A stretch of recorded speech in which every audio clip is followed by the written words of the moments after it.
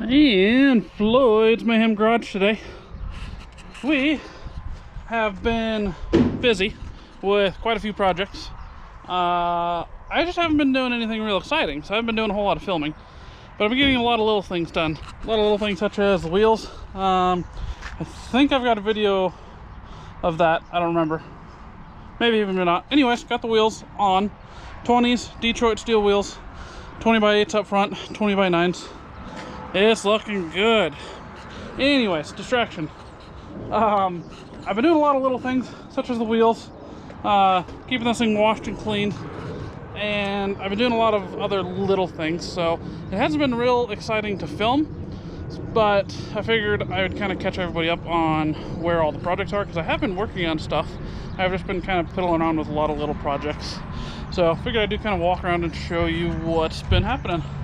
So, of course, one of the ones, the wheels, to me they look kind of unfinished right now because of the size. They are actually lifted the front of my truck, which I don't like. It had a slight rake to it before. It's almost perfectly level across the bottom now. So, but I have ideas to fix that. They are 20x8s up front, 20x9s in the rear, 4.5 inch back spacing and 5.5 inch back spacing. So I got a wider wheels on the back and it's all to the inside, and tire size I don't 100% remember. I'll have to maybe try to put that in the description. But the problem I'm running into is now that I got these are really unfinished. I want to put a Mopar dog dish hubcap on these, but I have no way of mounting them. I bought a clip kit, which I thought would work, which I guess are for like Volkswagen bugs. But the hubcap is a 9-inch hubcap, and the bore here is like 8-inch or 8.5 inch. So the hubcap sits right on the edge. So I don't have room for clips. So I've been exploring a couple different options for that, and I think I may have found what I'm actually going to do on that. But the other problem with the way my truck's lowered here, let's see if we can get in here and look. I have little to no room, especially in here. This is the kind of bulge for where my hood hinge sits underneath. Steering wise and suspension wise, I'm at drop right now, and so I've only got about 3 to 3.5 inches of room here before I hit. So I have drop spindles for this, but to go any lower, I'm going to have to modify the inner fenders. So that is slated, that is going to happen at some point, but later, because personally I think the profile on this tire is too low. I really like how I got some meat on the back. I'd like to do with that with the front, but I went with a lower profile just simply because I don't have room, and I didn't want it to pick my truck up any further than it already is. So that's where we are in that. And of course it runs and drives, which is the greatest part about that thing. I absolutely love that truck. Been fiddling around with some other stuff. Got this thing goofed around. I thought it would look good with a 01 on the door, and it just looks absolutely ridiculous. So, which is kind of what this whole truck is anyways. So we might have to play with this some more. But I pretty much got this running and driving and haven't touched it since. So this is a project I want to get to. This is going to be a fun truck. It needs suspension upgrades. Whoever did this before kind of hacked it. They did a shackle flip on the rear, and that's it. So pinion angles are messed up. It's got a horrible vibration. No front drive shaft. It's got no exhaust yet. I bought a Hei Distributor for this. I've yet to put that on. I would kind of like to make a video of that, because with the converting the wiring from the Mopar ignition on these, because they have a hot wire that runs from the start position and a hot wire that runs from the on position. So they're two separate wires. You basically just got to run those together, wire them up, and then you run that to the distributor for the Hei. Relatively simple, but figured that would make a good video as well. Otherwise, we got the parts truck for the crew cab, which that thing's coming along nicely as well. So still not 100% sure what I'm doing here. I need the front axle, so I think I just need to take this thing apart more. I've had a couple people interested in some parts, but I really want to, I think, keep this cab, because I'm not sure how much I need, but this AC and heater box I think is going to end up in the crew cab. So because I was spoiled once and had AC, and it needs to happen again. So, and then the rest of that truck, I'm really not sure what's happening with that yet. But the crew cap's looking good. Finally painted the tailgate. We recently got some rain, so it's nice and dusty and dirty. Now it just matches the rest of the truck. So, but that thing's looking good. That 5-speed made a world of difference. Still, with the 410s and the axles, it really doesn't want to do more than 85, maybe 90, but it will cruise down the highway at 75. So a little higher RPM than I'm comfortable with, but it does it. So otherwise, a lot of little things happening here too. Started taking the General Mayhem apart. It is, let me kill this real quick. Forgot about that. Oh yeah, man, we got lots of little things happening here. New air compressor, 60-gallon Ingersoll Rand, I think is how you pronounce that. Twin piston. It's got fantastic recovery time. Highly recommended, well worth the money. I've been using my DA with it. It actually more than keeps up. Running the DA non-stop, it'll kick on to air up the compressor, and it'll actually kick off because it aired up as I'm still using the DA. So I'm super impressed with that. Otherwise, General Mayhem. These are some A-body seats that I had to make some brackets for it to fit, and they never fit right, and they're kind of garbage, and they're really gross and hard. So I found some not any better seats, but proper seats.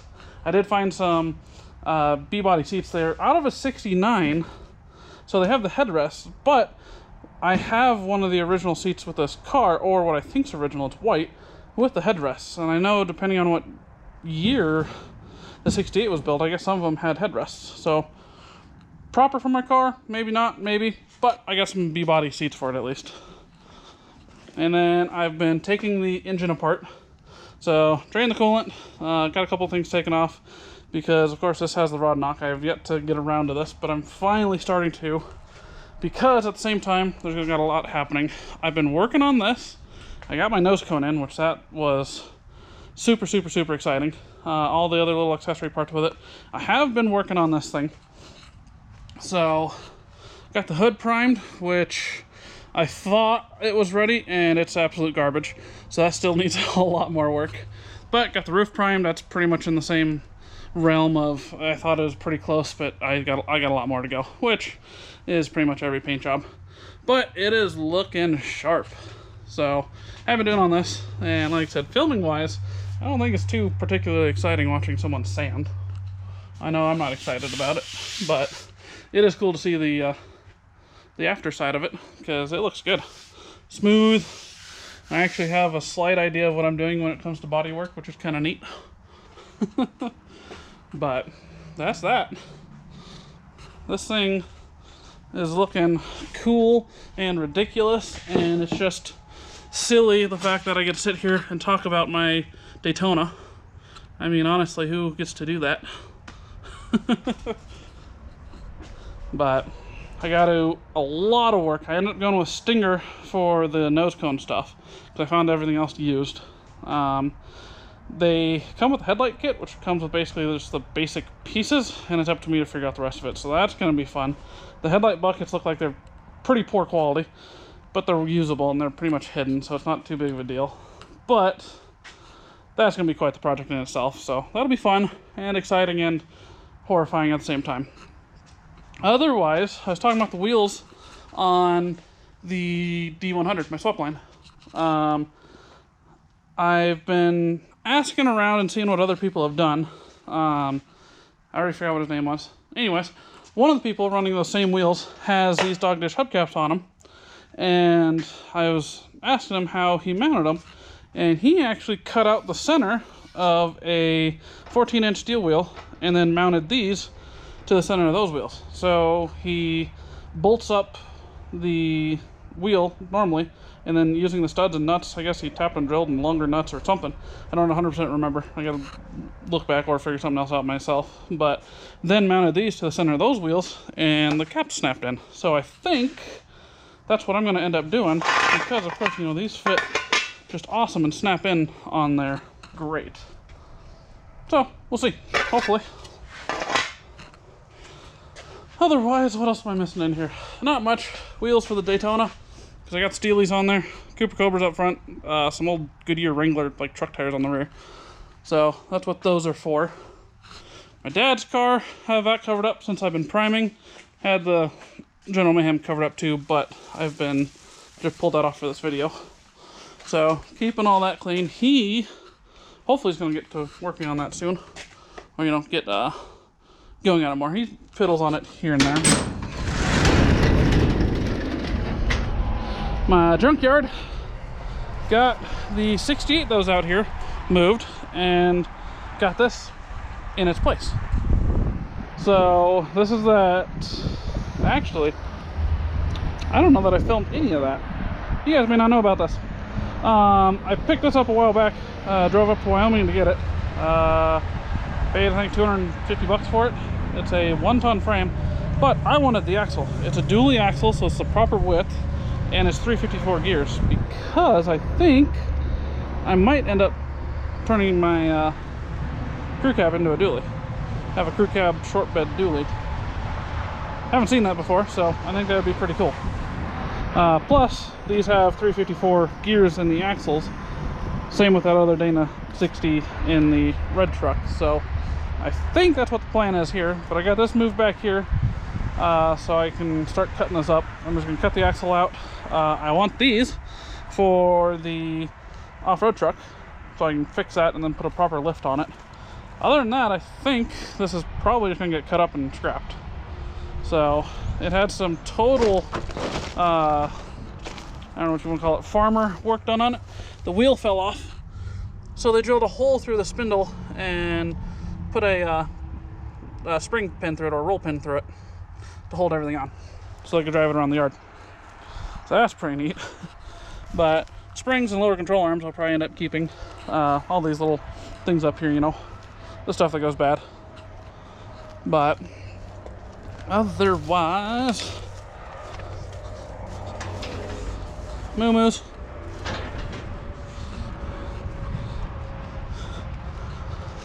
As I said, I've been getting some stuff moved around. One of them was my old 68 that was back there. Well, it's over here in my storage area now. How ridiculous looking is this? First generation 67 Charger, second generation 68 Charger, third generation 73 Charger.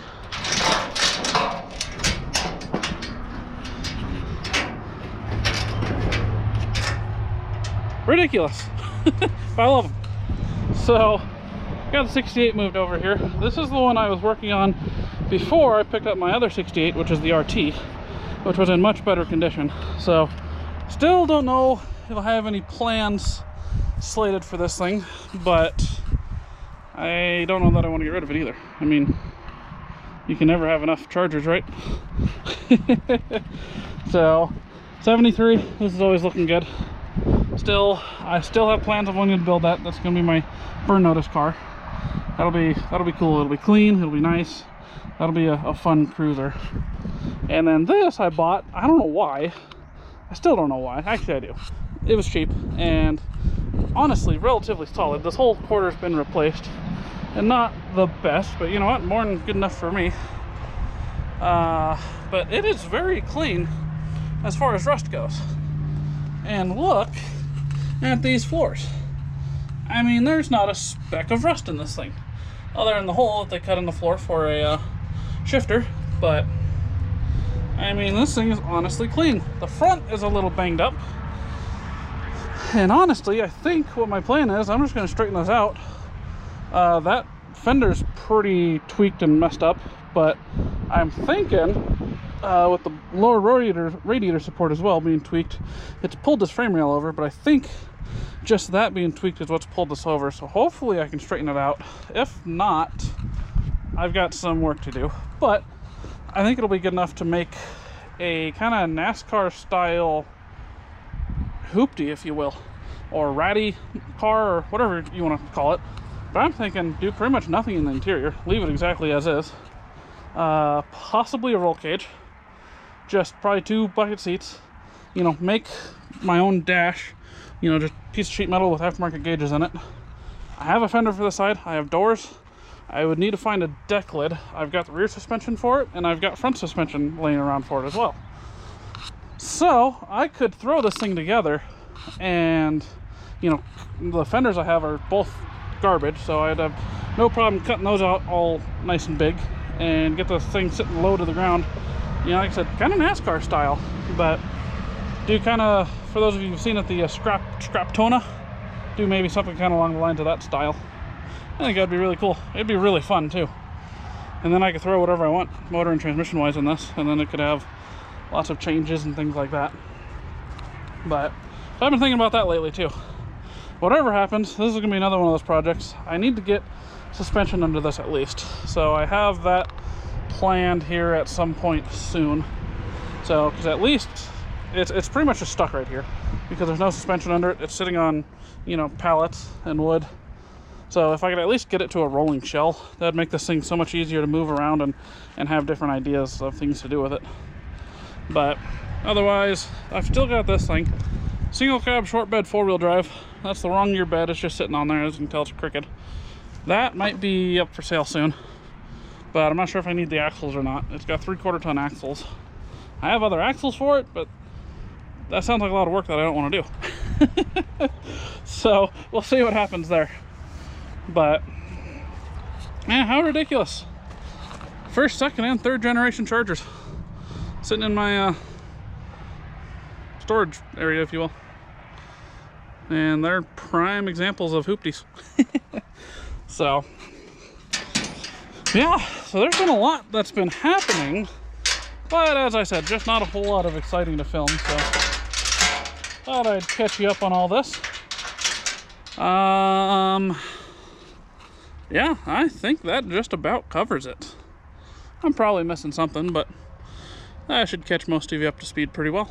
So till next time, if you haven't subscribed already, go ahead and subscribe, and always like and all that good stuff. And I'll see you next time.